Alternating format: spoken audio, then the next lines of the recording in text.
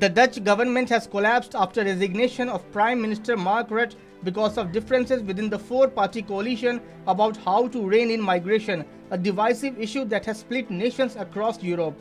The resignation of Rutte, the longest-serving premier of the nation, means that the country will face a general election later this year. Rutte and his government will remain in office in a caretaker capacity until a new ruling coalition is chosen. Opposition politicians did not waste any time in calling for fresh elections even before Rutte had formally confirmed his resignation.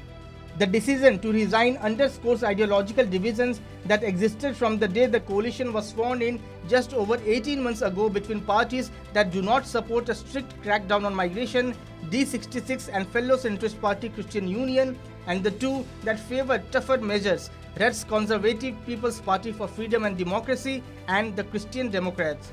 Similar discussions are going on across political divides elsewhere in Europe as migrants fleeing conflict or seeking a better life make perilous sea crossings from northern Africa to reach the European continent. Hundreds of thousands of people also have fled the grinding war in Ukraine.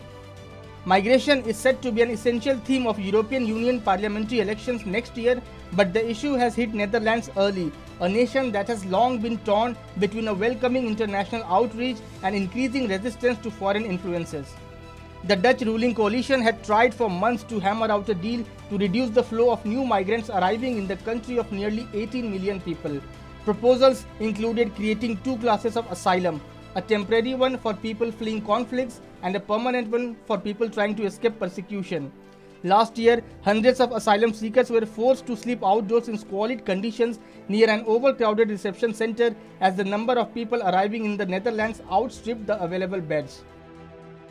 This year, authorities are expecting roughly 70,000 applications.